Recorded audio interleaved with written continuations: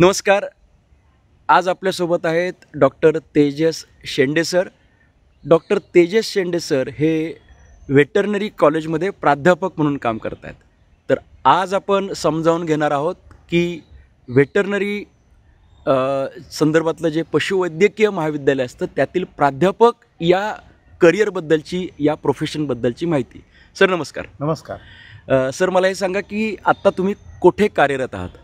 मी सध्या क्रांतिसिंह नाना पाटील पशुवैद्यकीय महाविद्यालय शिरवळ, जे महाराष्ट्र पशु मत्स्यविज्ञान विद्यापीठ नागपूर यांच्या अंतर्गत काम करत आहे. तिथं मी पशु अनुवंशशास्त्रामध्ये सहयोगी प्राध्यापक म्हणून काम करतो. म्हणजे तुमच्या विभागाचं नाव? पशु अनुवंश व पशुपैदास विभाग. अच्छा.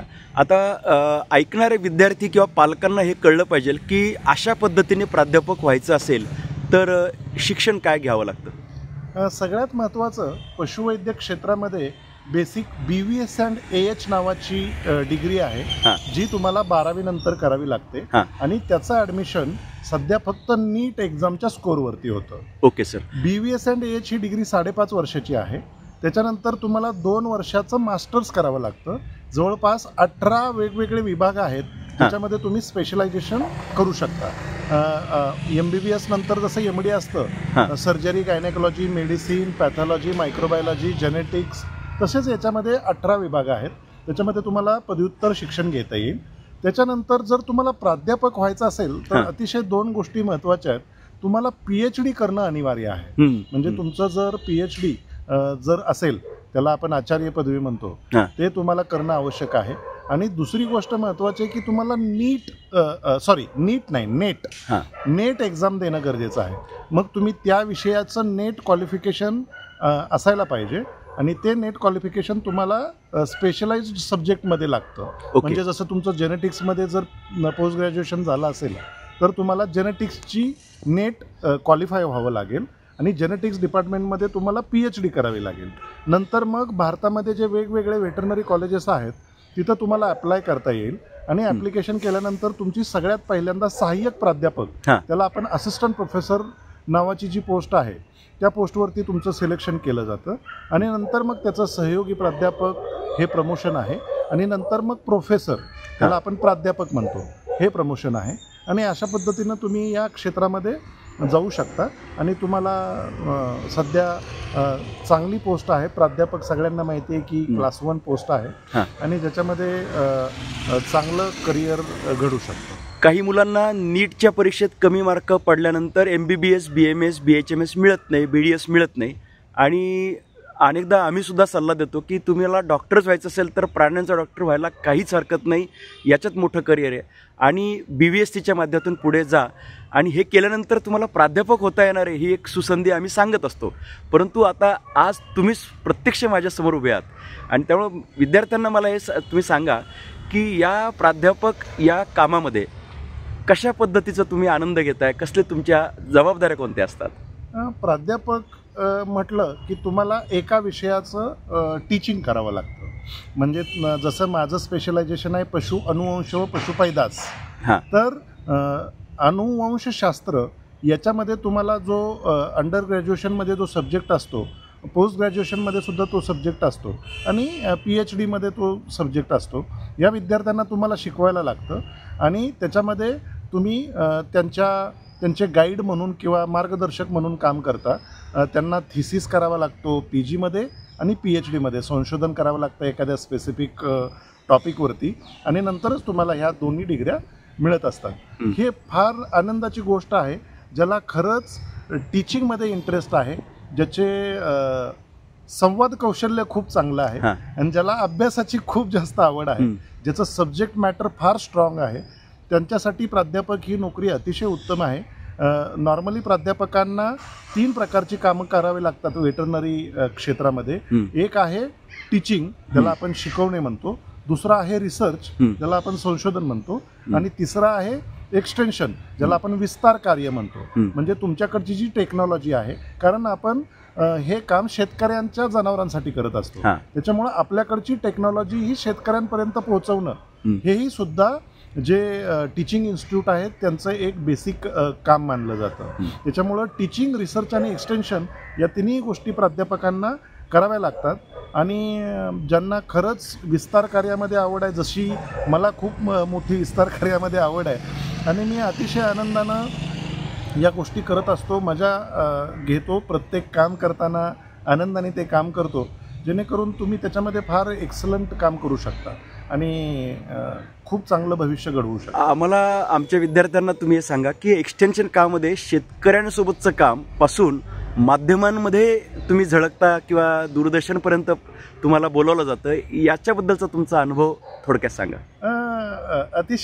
अतिशय इंटरेस्टिंग गोष्ट आहे. एक्सटेन्शन म्हणजे विस्तार कार्य हे माझं पहिल्यापासून, मी खूप छोट्या गावातून ॲक्च्युली आलो आहे. प्राण्यांबरोबर काम केलं आहे, शेतीमध्येही काम केलं आहे. त्याच्यामुळं शेतकऱ्यांची जे प्रॉब्लेम्स आहेत ते मला चांगले माहिती आहेत. प्लस माझ्याकडे आता टेक्निकल एक्सपर्टाईजसुद्धा त्याचं आलं आहे. या दोन्ही गोष्टींचं कॉम्बिनेशन केलं तर खूप सुंदर विस्तार कार्य करता येतं.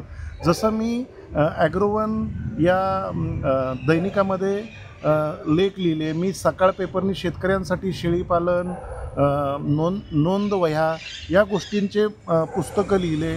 नंतर मी माझा यूट्यूब चॅनल बनवला, ज्याच्यामधून मी शेतकऱ्यांसाठी वेगवेगळे विस्तार कार्याचे व्हिडिओज बनवतो. जसं तुम्ही म्हटला, माझे रेडिओवरती पण बरेच टॉक झालेले आहेत. माझे आत्ताच काही तासापूर्वी काही टी व्हीवरती दूरदर्शनवरती टॉक झालेले आहेत. आणि शेतकऱ्यांना त्यांचे प्रॉब्लेम सॉल्व करण्यामध्ये ज्यांना आनंद मिळतो त्यांच्यासाठी ही मोठी पर्वणी आहे विस्तार कार्य. आणि जे इंटरेस्टनं केलं तर शेतकरी तुम्हाला ब्लेसिंग्स दिल्याशिवाय अजिबात राहणार नाही. थेट शेतकऱ्यांच्या सोबत किंवा तुमचं काम पशुवैद्यकीय असल्यामुळं तसं काम कोणतं तुम्ही सांगू शकाल की हे आम्ही म्हणजे ते आवडीने केलं आहे आणि जे खूप लोकांपर्यंत पोचले? थेट शेतकऱ्यांपर्यंत म्हणजे विस्तार कार्यामध्ये गोठ्यांना भेटी. जसं काही शेतकरी आहेत ज्यांच्याकडं खूप चांगल्या पद्धतीचे गायींचे गोटे आहेत, शेळ्यांचे गोटे आहेत. त्या गोठ्यांवरती प्रत्यक्ष जाणं, शेतकरी कशा नोंदी ठेवतात ते बघणं, त्या नोंदींचं पृथक्करण करणं, त्याच्यामधून शेतकऱ्यांना रिकमेंडेशन्स देणं की हा बदल करा, मग तुम्हाला हा फायदा होईल. किंवा शेतकऱ्यांचे जे वेगवेगळे शेतकऱ्यांच्या जनावरांमध्ये रोग आहेत त्यांच्या ट्रीटमेंटबद्दल बोलणं, रोग येऊच नये म्हणून शेतकऱ्यांना काय काय करावं लागेल याच्याबद्दलची माहिती देणं, वॅक्सिनेशन करणं, जंत निर्मूलन करणं, आवश्यकता पडल्यास इंजेक्टेबल ट्रीटमेंट करणं, या सगळ्या गोष्टी आपल्याला शेतकऱ्यांसाठी कराव्या लागतात. व्यवस्थापन हे एक अतिशय महत्त्वाची गोष्ट आहे जी शेतकऱ्यांना आपल्याला समजवणं गरजेचं आहे, जेणेकरून शेतकरी त्याचा अवलंब करतील आणि त्यांच्याकडं बऱ्याच गोष्टींचे प्रॉब्लेम असतात, ते प्रॉब्लेम सॉल्व करता येतील. एकदम छोटा प्रॉब्लेम तुम्हाला याच्यातला मी सांगतो. शेतकऱ्यांच्या गोठ्यामध्ये नॉर्मली काय असतं की गोठा ओला असतो आणि गोठा ओला असेल तर जास्तीत जास्त रोग संक्रमणाचे चान्सेस त्या गोठ्यामध्ये असतात. आणि मग जर शेतकऱ्यांना तो गोठा जर कोरडा होण्याचं व्यवस्थापन केलं, म्हणजे गोठ्याचा फ्लोअर कोरडा होणारा ठरवला, सूर्याची किरणं सकाळची संध्याकाळची गोठ्यामध्ये पडली आणि गोठा पूर्ण कोरडा झाला, तर तुमच्याकडं बरेच रोग येत नाही. हे बेसिक कन्सेप्ट आहे व्यवस्थापनाचा, जो लोकांना वाटतं की हे काय महत्त्वाचं नाही.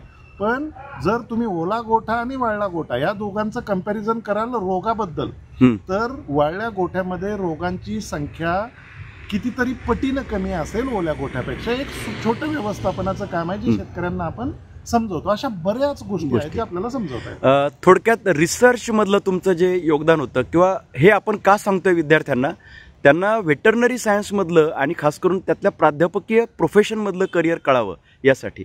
तर तुम्ही आम्हाला आवडेल ऐकायला तुम्ही रिसर्चमध्ये काय काम केलं. रिसर्चमध्ये आता माझं क्षेत्र आहे ते आहे पशु अनुवंश आणि पैदास. याच्यामध्ये बेसिक रिसर्च आम्हाला त्या क्षेत्रात करावा लागतो, कारण बाकीचे त्यांच्या डिपार्टमेंटचे रिसर्च करत असतात. आता पशु अनुवंश आणि पैदास या विभागामध्ये दोन अतिशय महत्त्वाच्या गोष्टी फक्त कराव्या लागतात. सार मी सांगतो या विभागाचा. एक, जनावरांचं निवड, म्हणजे तुमच्याकडे 1000 आहेत त्याच्यातनं 100 निवडायचे आहेत, ती 100 कोणती हे निवडणं. आणि दुसरं, कोणत्या 2 जनावरांचं मेटिंग करणं, म्हणजे नर कोणता वापरायचा आणि मादी कोणती वापरायची, इथंपर्यंत सुचवणं किंवा ते ठरवणं, हे 2 कामं अनुवंशशास्त्राची आहेत. त्याच्यामध्ये मग निवडीमध्ये आम्ही जीन लेवलला काम करतो. आम्ही PCR किंवा जनुकीय संबंधांवरती काम करतो. आम्ही आत्ता शेतकऱ्यांसाठी रिसर्च करून एक पशुभार नावाचं मोबाईल ॲप्लिकेशन तयार केलं आहे. नंतर आम्ही आता मस्टायटिस जो रोग आहे त्याचा आणि जनुकीय काय त्याचा संबंध आहे का, म्हणजे त्याला आपण रोगप्रतिकारक शक्ती जनावराची म्हणतो जी स्वतःची असते, त्याच्यामध्ये जनुकीय काय संबंध आहे का, त्याच्या रिलेशनवरती काम करतो. अशा बऱ्याच प्रकारच्या संशोधनाच्या प्रकल्पावरती आपल्याला काम करता येईल. काही विद्यार्थी असं म्हणतात की जेनेटिक्समध्ये आम्हाला काम करायचं आहे. तर मला असं वाटतं की हे पण एक आउटफिट त्यांना अतिशय उत्तम व्हेटरनरीच्या संदर्भात जेनेटिक्सवरती काम कधी कधी करता येतं. एक तर तुमचा बेसिक बायोलॉजी सब्जेक्ट असेल आणि तुम्ही BSc किंवा MScला झुलॉजी आणि बॉटनीमध्ये जेनेटिक रिलेटेड काम करताय, किंवा तुम्ही ॲग्रिकल्चर जेनेटिक्समध्ये काम करताय, किंवा तुम्ही ह्युमन जेनेटिक्समध्ये काम करताय, किंवा तुम्ही वेटरनरी जेनेटिक्समध्ये काम करताय.